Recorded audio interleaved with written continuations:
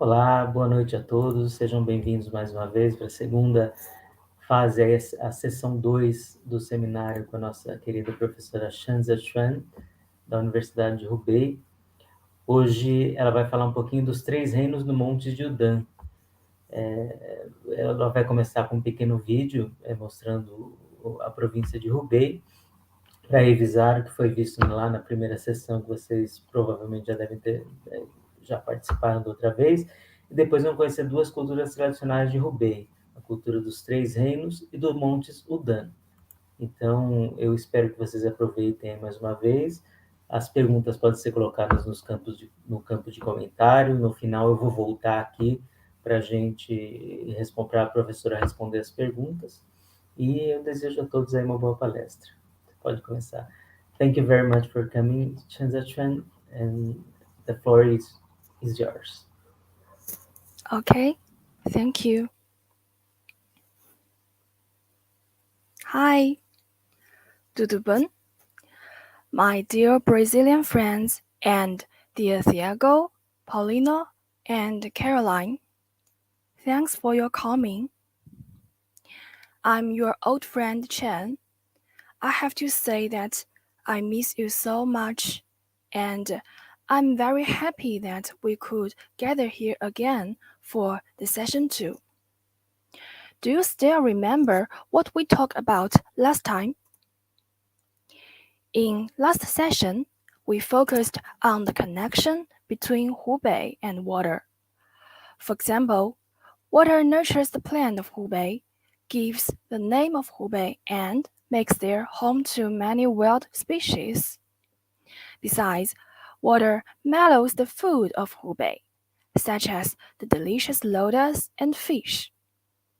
Last but not least, water benefits the people of Hubei, enables them to enjoy the pleasure of water sports, and promotes the development of water engineering. Okay, after talking about the natural resources, today we will continue our journey to Hubei and learn more about the cultural heritage in Hubei. This is our arrangement. First, we will focus on the connection between Hubei and the culture of the Three Kingdoms period in Chinese history. I will tell you 2 stories that happened at that time in Hubei. The first is the 3 visits to the thatched cottage. It happened in Longzhong, in Xiangyang city of Hubei. And the second is the Battle of Chibi. It took place at the Chibi ancient battlefield in Chibi city of Hubei. Then, we will explore the culture of Wudang Mountain. We will first visit the natural landscape, the ancient building complex there. We will also know more about the Taoist culture and appreciate the Wudang martial art. Now, let's start. First, I want to ask you a question. Just as The Alchemist is one of the most famous novels in Brazil, China also has 4 greatest ancient novels. Do you know what are they? They are Journey to the West, A Dream in Red Mansions, Water Margins, and The Romance of the Three Kingdoms. They're very important in Chinese literature. Among all these 4 novels, today we will particularly talk about the last one, Romance of the Three Kingdoms. This novel was adapted from the real Chinese history during the Three Kingdoms period, that is from 220 to 280. At that time, China was divided into Wei, Shu, and Wu Kingdom. It not only depicts the political and military struggles among these 3 kingdoms, reflects the social transformations and conflicts, but it also shapes a group of heroes with distinctive characteristics. More importantly, it has a close connection with Hubei. Among its all 120 chapters, more than 70 chapters happened in Hubei. This novel, as well as the history, is so famous that some derivative games were made based on it. For example, let's watch a promotional video of the game Total War Three Kingdoms and know more about the whole history. Now, please play the video 1, Total War Three Kingdoms.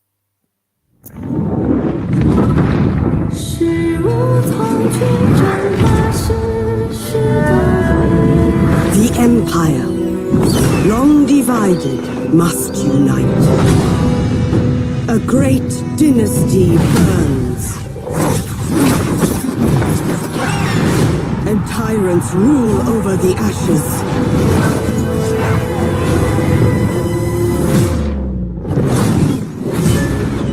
As the light dims, shadows grow ever darker. Ambition corrupts the future, and harmony shatters in the flames of turmoil. Yet from the cinders, the powerful and righteous emerge.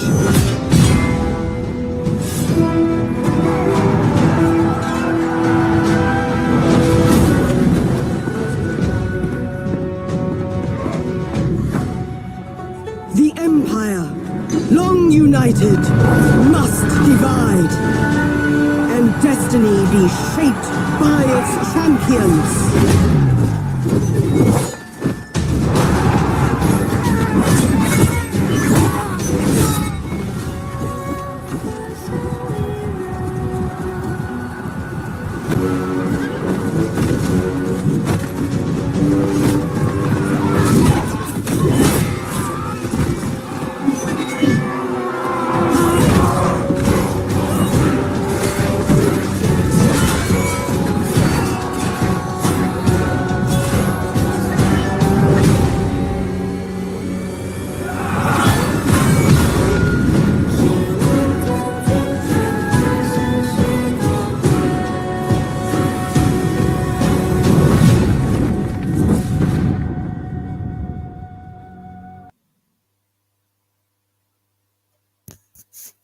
Okay.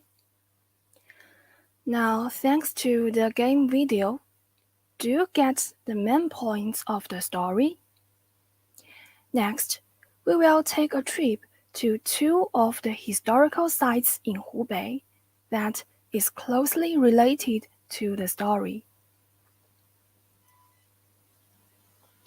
The first site is Longzhong Scenic Area, located in Xiangyang City of Hubei Province. This place used to be the residence of Zhuge Liang. He is an eminent military strategist as well as the prime minister of Shu Kingdom.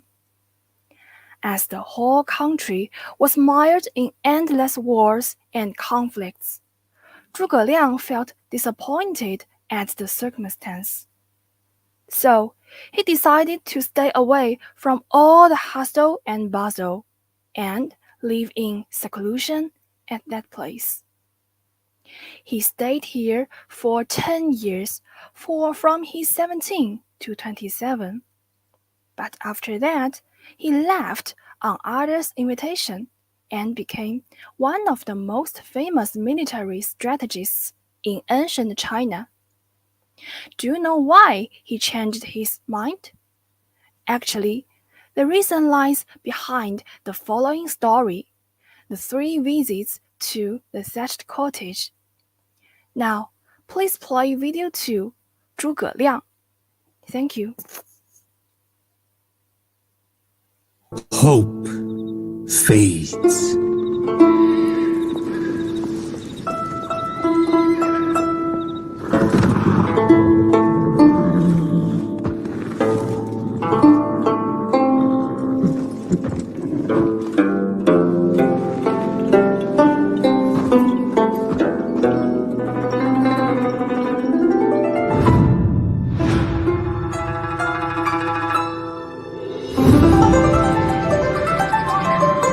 beautiful land has been scarred by war, ravaged and abandoned by those unworthy of my ability.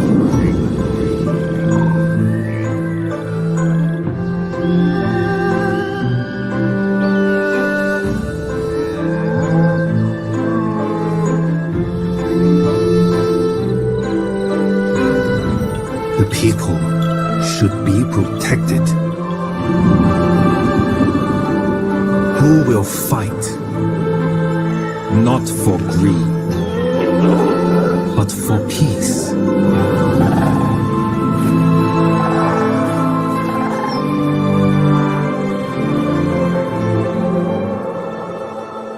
They say there is one, a man of honor, who seeks me.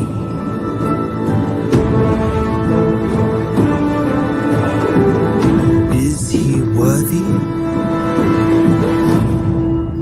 Yes, perhaps he is.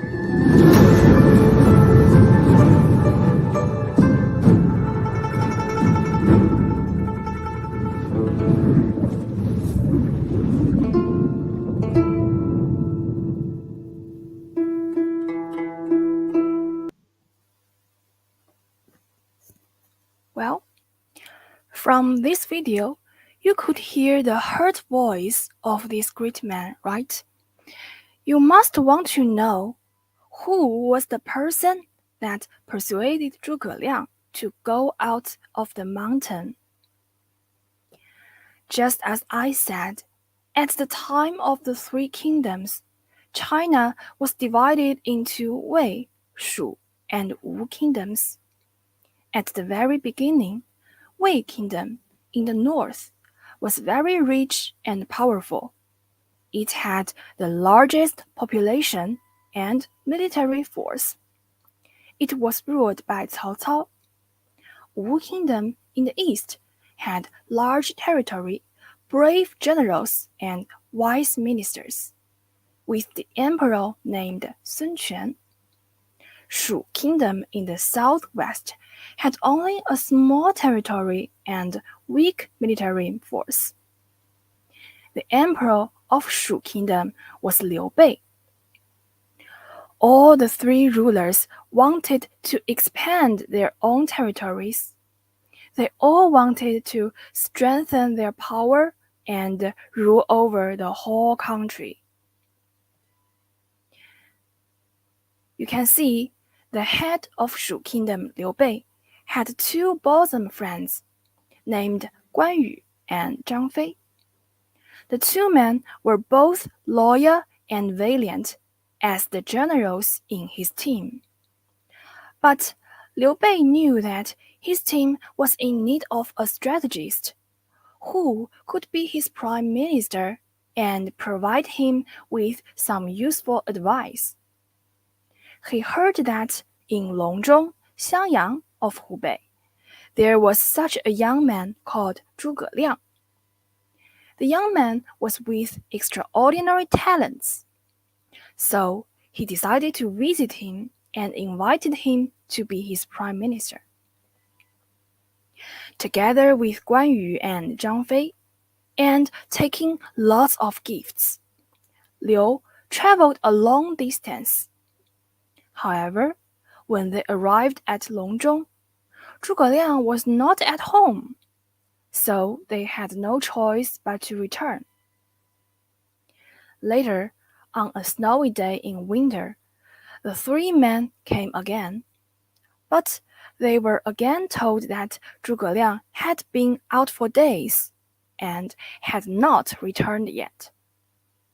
Therefore, Liu Bei left a note expressing his admiration and request for Zhuge Liang. Several days passed. Liu Bei decided to make a third trip to visit Zhuge Liang. But this idea met the disagreement of Guan Yu and Zhang Fei. They already lost their patience and persuaded Liu Bei into giving up. But Liu Bei insisted that when requesting others' help, they must show their politeness and respect. Fortunately, this time Zhuge Liang was at home, but he was taking a nap when they arrived. To avoid disturbance, Liu Bei waited outside for hours until Zhuge Liang woke up. After knowing this, Zhuge Liang was deeply moved by Liu Bei's sincerity. Moreover, during their talk, he found that their values and aspirations were also inconsistent. Therefore, Zhuge Liang complied with Liu Bei's request and became the prime minister of Shu Kingdom. With the help of Zhuge Liang, Liu Bei successfully enlarged his territory. Shu Kingdom became as strong as the other two. This is the story. The 3 visits to the thatched cottage nowadays has already become an idiom in Chinese. It is often used to describe the complete sincerity in inviting others or asking others for help.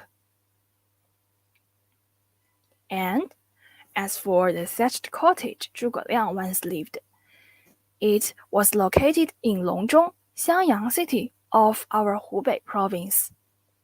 Nowadays, it has developed into the Longzhong scenic area with a long history of more than 1,700 years. It enjoys the reputation of the cradle of the wise man for being the residence of Zhuge Liang. Besides the beautiful landscape and the serene atmosphere that won Zhuge Liang's appreciation, visitors could also take a glimpse of his legendary life from the buildings there, such as the hexagonal pavilion well, from where Zhuge Liang took water for daily use, or the thatched cottage, where Zhuge Liang studied and slept, or the 3 visits hall, the place where Zhuge Liang was visited by Liu Bei, and the Gonggang field, where Zhuge Liang and his brothers grew the crops and farmed the land. What's more, to tell the story in a more vivid way, the thatched cottage theater was also built in this scenic area. Every week, the drama play Zhuge Liang and his thatched cottage is placed for the tourists, helping to draw the audience back to the age when Zhuge Liang lived. More importantly, the theater not only enjoys the embrace of nature, but also combines technological skills with natural scenery. Now, let's take a close look at the Longzhong scenic area and appreciate the beautiful scenery, theater, and play. Now, please play video 3, Longzhong. Thank you.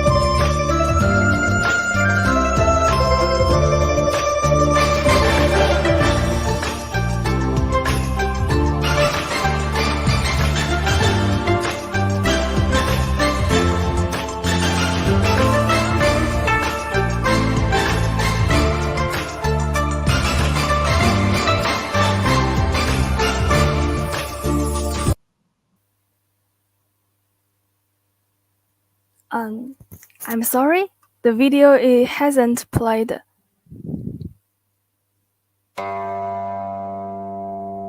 Thank you.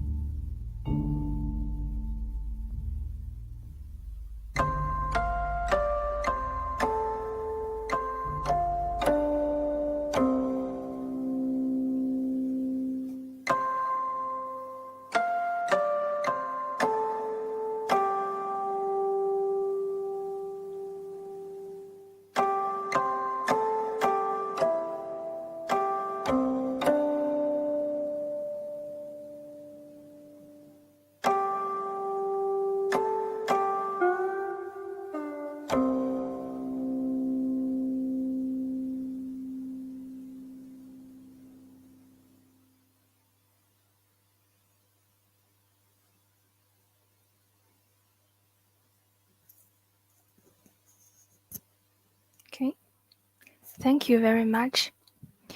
Okay, just now we talked about Longzhong Scenic Area in Xiangyang City, and also the story of 3 visits to the thatched cottage. Now, I will show you another place in Hubei. But before we start, have you seen this movie? It will star the most famous Chinese movie stars, Liang Chaowei and Lin Zhilin. It was shown several years ago in Brazil. Have you heard of it? Okay, now please play the video for the Battle of Hubei.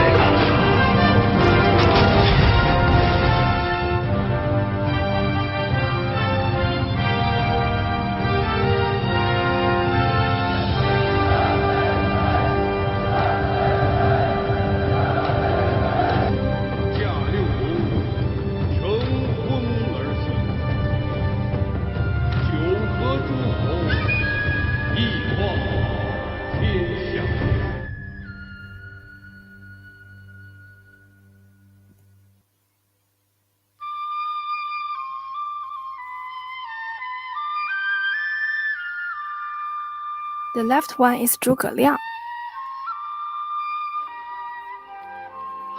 真美，东吴真是人间仙境。只可惜曹军一来，马上就会变成一片焦土。长江水清，山色常绿，有飞鸟栖息，有渔舟唱晚。这是我们的家，我们美丽的乡土。大家都不顾生死的去保卫它，我又怎么能无动于衷呢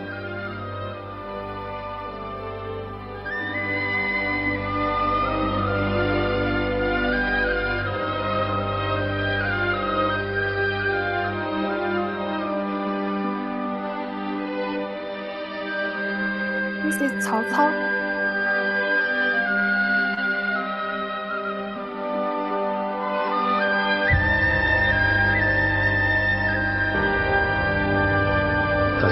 And this is 周瑜。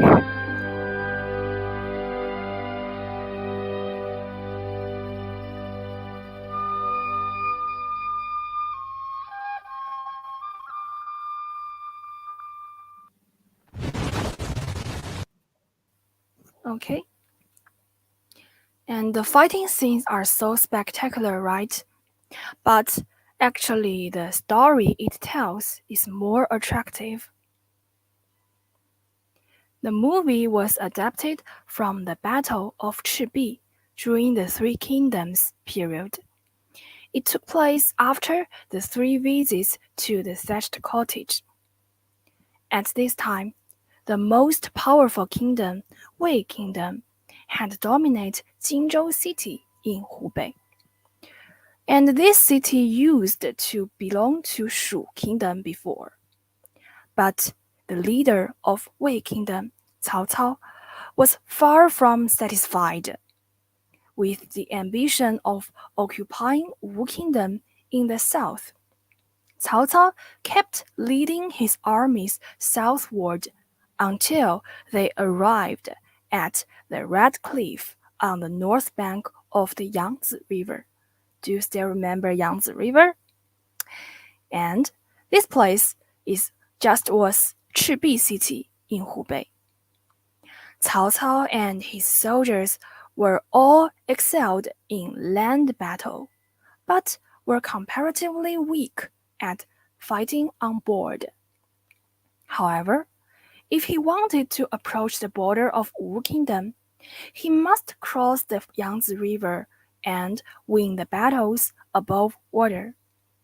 For this reason, he ordered his armies stayed here for a period of time and practice their skills for fighting on water. He also decided to link all their ships end to end by iron chains, so that the soldiers could walk on board as on land. On the other side, Shu Kingdom just lost Jinzhou city to Wei Kingdom, while Wu Kingdom was facing the threat of being attacked by Wei Kingdom. A Chinese saying goes that the enemy of my enemy is my friend. Both the kingdoms realized that the best way of self-defense was align together and jointly resist against the attack of Wei Kingdom. However, even the allied army of Shu and Wu Kingdom was 3 times smaller than Cao Cao's army in number. Then, how could they secure the final victory? Luckily, in Wu Kingdom, there was a general named Zhou Yu, as you can see in the left picture. Just like 诸葛亮, he was also very smart and visionary. Together with 诸葛亮, Zhou Yu put forward 3 strategies as follows. First, when he saw that Cao Cao linked all his ships, Zhou Yu thought of fire attack. Through these iron links, the fire could spread and burn everything down. Second, they took advantage from the wind. Zhuge Liang happened to be mastered at meteorology. He helped Zhou Yu to forecast the wind direction and selected the date on which the wind could blow the flame towards the enemies. Third, Zhou Yu seized on Cao Cao's weakness, that is, his arrogance. He sent a letter to Cao Cao saying that the head of Wu Kingdom was now going beyond his ability and was doomed to fail. So he decided to surrender. Zhou Yu said that on the particular date, he would bring all his soldiers, ships, and supplies to turn to him. Hearing this, Cao Cao was very delighted. He was so confident in his own capacity.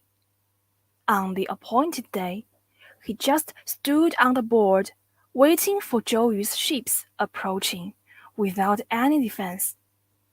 But to his disappointment, on the ships, there were no food, no supplies.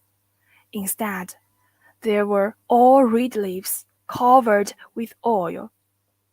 When getting close enough, Zhou Yu ordered to fire all the ships and evacuated his soldiers to the following small boats.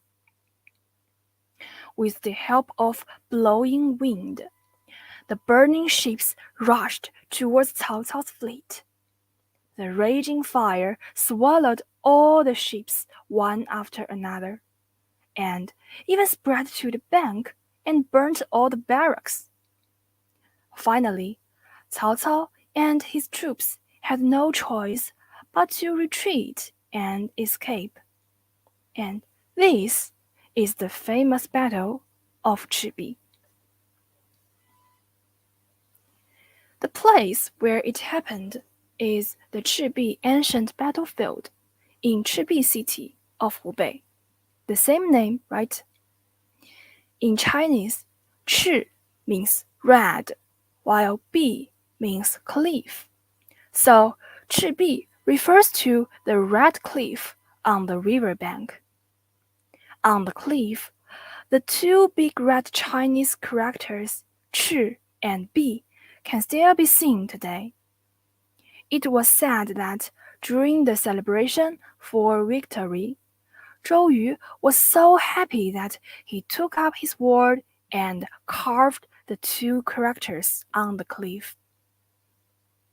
In Chinese history, there were totally 7 battles that are similar with this battle, all of which are well known for the unbelievable winning of the side less in number. But most of their battlefields were ruined or lost with time. The battlefield of Hubei is the only one that has remained until now.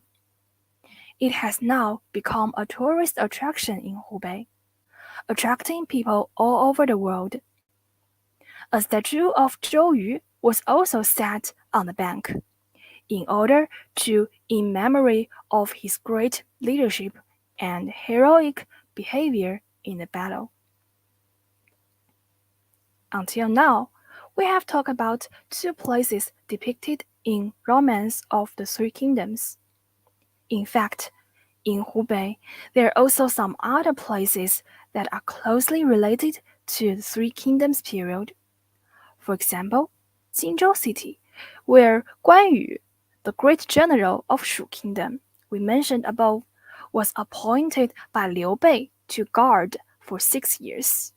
Or Dangyang City, where the mausoleum of Guan Yu was discovered, and Ezhou City, where the Emperor Sun Quan set up Wu Kingdom and declared himself as the ruler.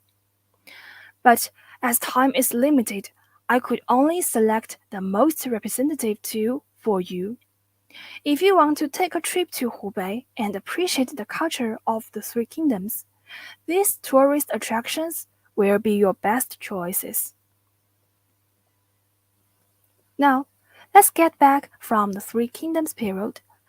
Just relax and get ready for our next destination, the Wudang Mountain in Hubei. Do you remember in the last session I mentioned that this place is the water source of the south to north water diversion project? That's just a tip of the iceberg. Today, I will tell you more stories about it. First, let's take a general look at this mountain. Now, please play video 5. Thank you.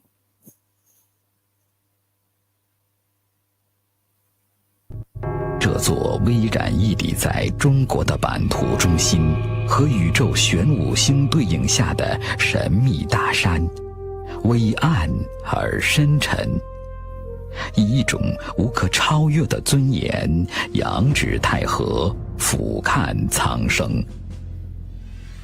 岁月的沧桑与天地的造化，曾经的鼎盛尊荣与神秘的厚重沉淀，共同蛰伏于此，等待一个玄妙的轮回，重塑一个辉煌的盛典，成就一个伟大的传奇。在历史的日月光华中，这座深邃宁静的大山承载了一个伟大民族永恒的太和之梦。武当山位于湖北省十堰市境内，是世界文化遗产，中国著名的道教圣地，太极拳发祥地，国家重点风景名胜区，国家5A 旅游区，国家地质公园。神秘空灵的武当仙境，玄妙飘零的武当武术，和堪称华夏魂灵的武当文化，谱写了天地乾坤中最恢宏奇美的壮丽诗篇。联合国教科文组织认定武当山列入世界文化遗产名录时评价说，武当山是世界上最美的地方之一。中国的伟大历史依然留存在武当山。水之阴，山之阳，天下太极出武当。作为中国原始哲学道家思想公认的第一名山，武当山上千年的历史积淀，集中体现了中国智慧的基本哲学精神，反映了中国人健康快乐、现实理想的追求，以及包含其中对人与环境和谐共存的思考。古老神奇的太极拳发源于武当，发扬于世界，闪耀着一个东方民族历经数千年风雨沧桑而永不衰退的智慧光芒，以其以柔克刚、以静制动、后发制人、延年益寿的特点和功能，穿越时空，超越国界，引领当今世界养生新潮流。武当山谷建筑群始建于唐代，兴盛于明代。明永乐皇帝遣军民工匠30多万人，历时12年，建成了9宫、8观、36庵堂、72檐庙、39桥梁、12亭等庞大的古建筑群，形成了5里一庵、10里宫、单墙翠瓦、望玲珑的壮丽景观，被誉为中国古代建筑成就的博物馆。武当山风景区总面积312平方公里，每年接待中外游客近600万人次，现已成功跻身全国知名风景区第1方阵，并创造了国内旅游业界公认的武当之道模式，问道武当山，养生太极湖，正成为国内外旅游市场的热点共识。武当发展前景风光无限。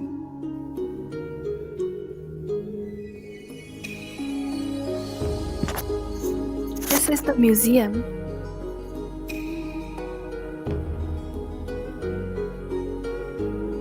And this is the theater, Tai Chi Theater.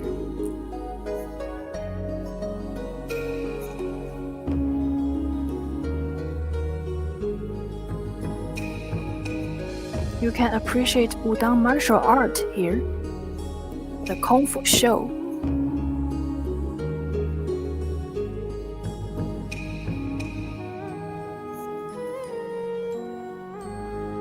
Wudang山、太极湖、太极拳，山韵乾坤，水舞太极，道法自然。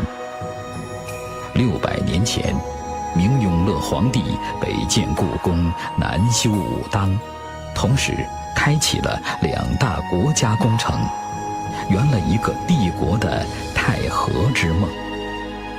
600年后，10个甲子的玄妙轮回，南水北调，一汪清澈甘甜的太极湖圣水，又将润泽京津，首善之区。巍巍武当仙山，浩荡太极圣水。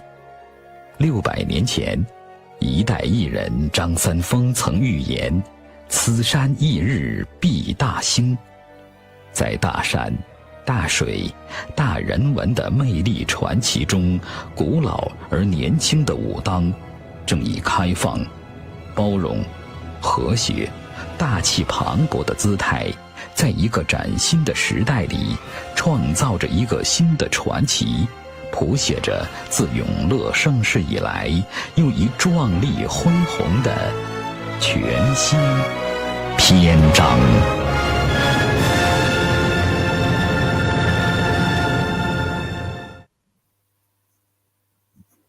Well, thank you. As is shown in the video, the Wudang Mountain located in CHEN City and Hubei province. It covered a total scenery area of 312 square kilometers and was appraised with many titles, right? So, what impressed you most in this video? As for myself, when talking about the majesty of Wudang Mountain, the first thing occurring in my mind is its majestic natural scenery. The main peak, Tianzhu Peak, with the elevation of 1612 meters above sea level, is known as one pillar reaching the heaven. It is such a natural miracle that the total Tianzhu Peak looks like Xuanwu, a Chinese myth creature featuring a neck twisting around a tortoise. Looking from sky, the 72 peaks around the Tianzhu Peak, just like people submitting to their king. These peaks are all in marvelous shapes, such as young boy and girl, the galloping horse, and the raging lion. Moreover, the hanging rocks and pine trees, the streams meandering through the serene valleys, and the extensive cloud sea submerging the whole mountain. All these make the Wudang Mountain a fairyland blessed by nature. It is also such a celestial place that gave birth to the culture of Taoist, an indigenous Chinese religion with a long history. The connection between the mountain and Taoist generated from the tale of the Zhenwu Emperor you can see in the right picture. It is said that the prince of Jingle State, Zhenwu, was enlightened by his teacher, he left home for cultivating himself into an immortal, or to become a god. On his journey for a place of self-cultivation, he came across a fairy mountain. In this mountain, everything was full of vigorousness. So he decided to stay there and finish his self-cultivation. After going through all the hardships, he finally became the Zhenwu Emperor, a Taoist god that was worshipped by countless people. So as you can guess, the mountain in this tale is Wudang Mountain. By the way, it is also where the name of Wudang came from, because Wudang means that only the Zhenwu Emperor can be commensurate with the majesty of the mountain. Due to these tales, the Wudang Mountain has long been a sacred land for Taoism since as early as the spring and autumn period. That is from 770 to 221 BC. And after that, during the Tang Dynasty, an imperial official got the order from the emperor to pray for the rain in Wudang Mountain. As it rarely worked, it paved the way for the prosperity of Taoism as the major religion in ancient China. The emperor of Tang Dynasty also ordered to build the Five Dragon Palace. It is the first building of the building complex of the Wudang Mountain. And then, in the Song and Yuan dynasties, from 960 to 1368, the Zhenwu Emperor was honored as the national god, setting the superb status of Taoism and the Wudang Mountain. With the gradual development of Taoism and the expansion of the building complex, in the Ming Dynasty, Taoism reached its peak and became the national religion of China. It was also at that time that the emperor launched the largest building campaign, forming the largest ancient building complex in the world.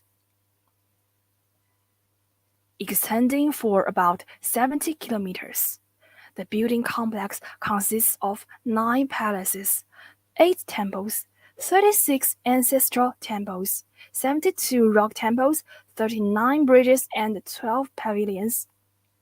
It was built under the efforts of 300,000 people through 12 years.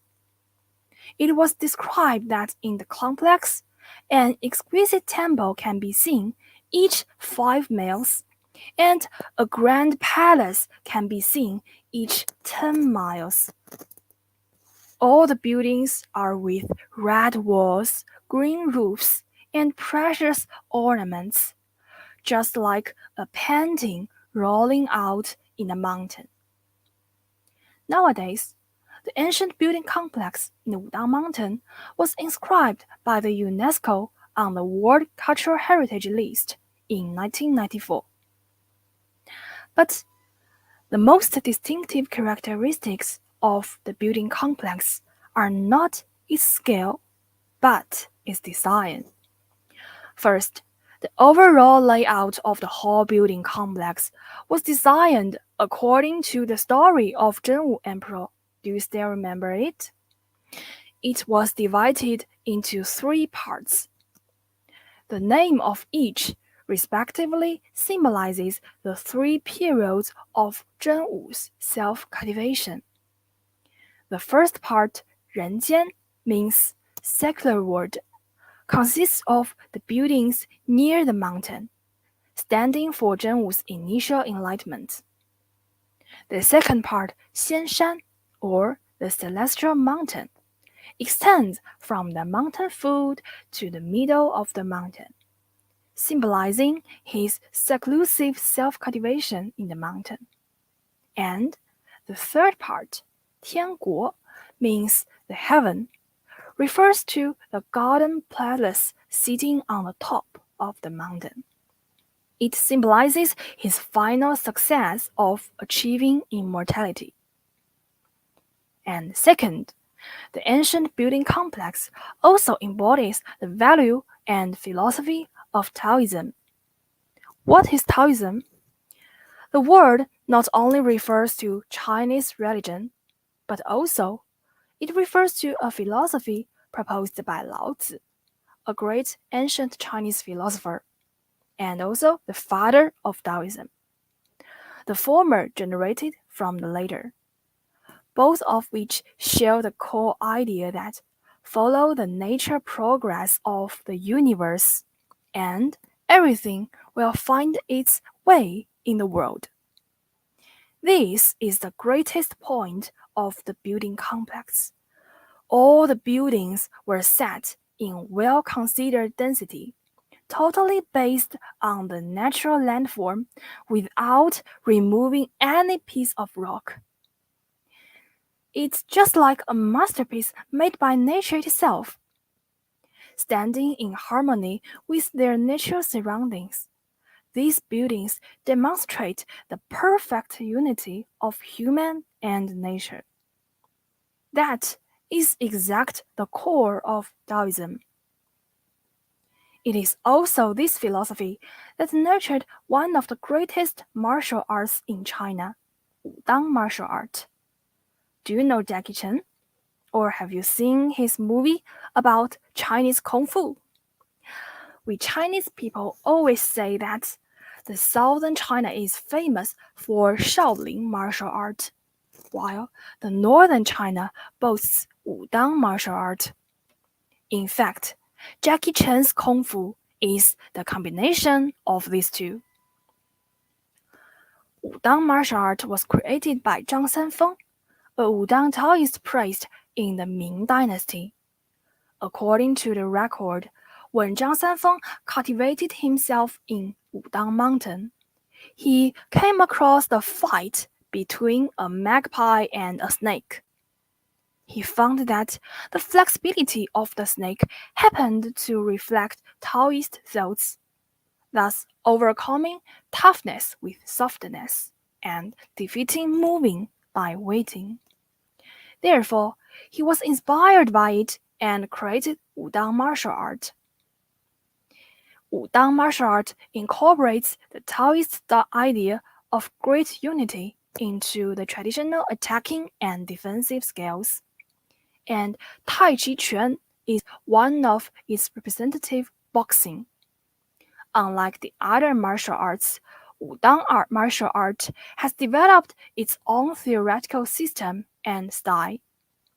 It gives priority to balance, unity, and harmony, but put the health and the regimen first and the skills of attack last. Now, let's appreciate the glamour of Wudang martial art together. Please play video 6. Thank you.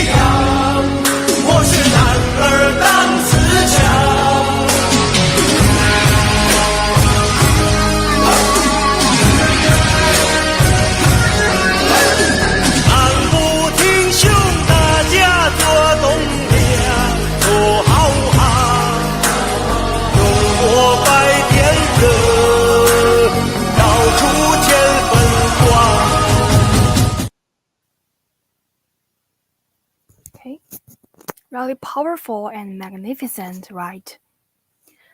Besides that, the Wudang martial art also boasts another function. It makes the exercisers healthier by building a strong body, extending the lifespan, and defending against diseases. For this reason, it has gained more and more popularity and reputation. It has not only attracted Chinese people of all ages and both genders, but also spread its fame around the world. I have seen many foreign friends practicing Wudang martial art, such as this young man. This young Taoist priest came from Brazil and became famous online due to some reports. I feel very proud that the Wudang martial art from my hometown, Hubei, could be liked by so many people. If you come to Hubei University for further study, you could also join our martial art club, learn more about it, and practice it with many other students together. Well, how time flies. Now it's the end of this session. Today, we talk about two native cultures of Hubei. In Hubei happened many famous stories of the Three Kingdoms period, such as the 3 visits to the thatched cottage. It happened in Longzhong of Xiangyang city, and also the Battle of Chibi, happening in Chibi city of Hubei. What's more, Hubei also boasts the culture of the Wudang Mountain, featuring the natural landscape, the Taoist culture, the ancient building complex, and Wudang martial art. To be honest, there are so many interesting stories about Hubei, but I could only select those that I like most for you, because the time is limited. I really cherish the time that I have spent with you together, as well as the opportunity of showing my hometown Hubei to you. I hope that my stories and my introduction could help you know more about my hometown. Again, if you have any question or want to know more about Hubei, please feel free to contact me at 1722-129-3965 at qq.com. I also hope that one day we could meet face to face. On that day, I will always be your free guide and friend in Hubei. Thank you. Muito obrigada. And goodbye.